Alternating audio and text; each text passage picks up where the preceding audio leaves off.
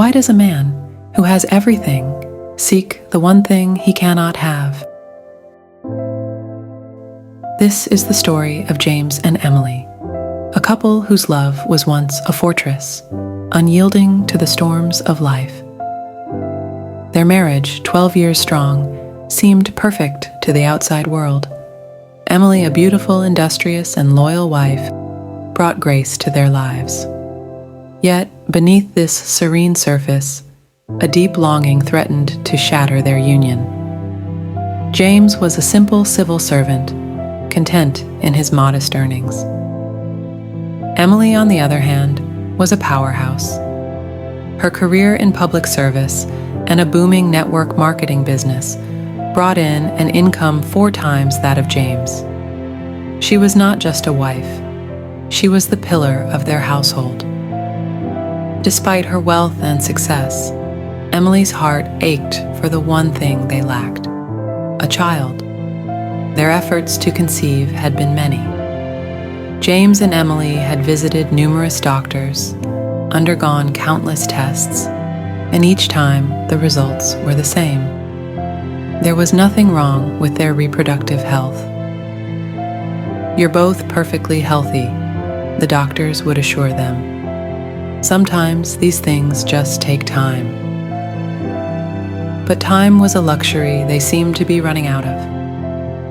Emily had once suggested adoption, a solution to their childless state. But James, with a stubborn streak, declined.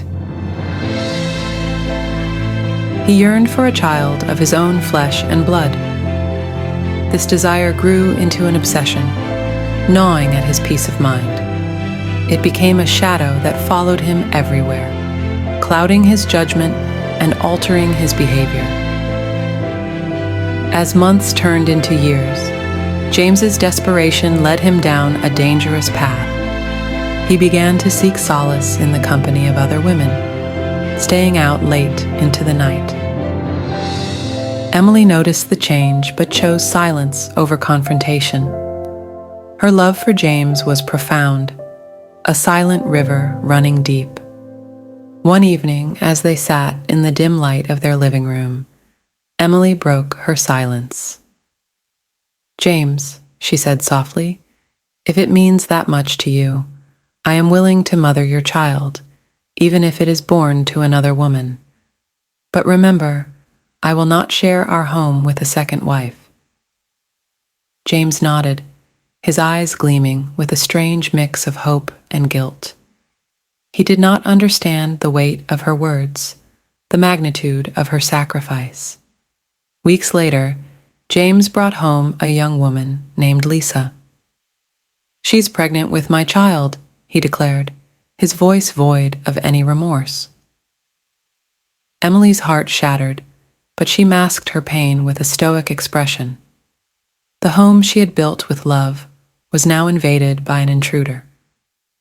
James's world began to revolve around Lisa. She became his joy, his everything.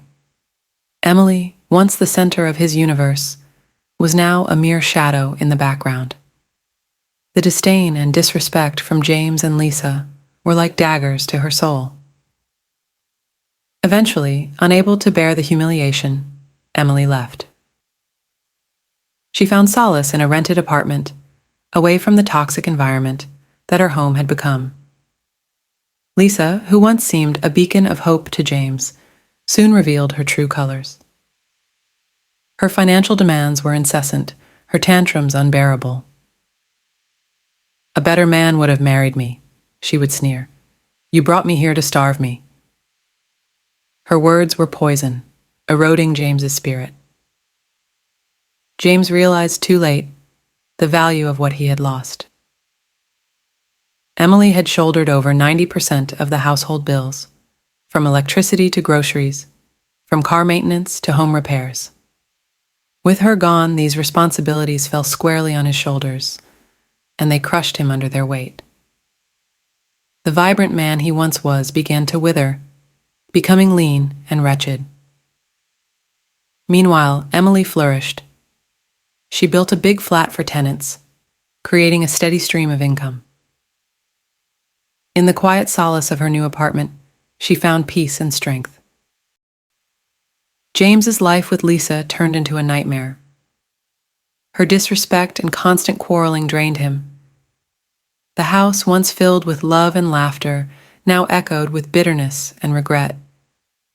Every day was a reminder of his folly, of the priceless treasure he had discarded.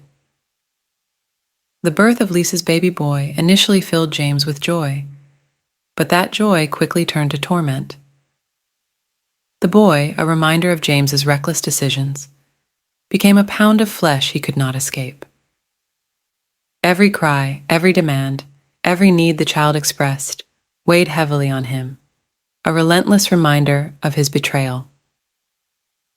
One evening, as he sat alone in the dimly lit living room, memories of Emily flooded his mind.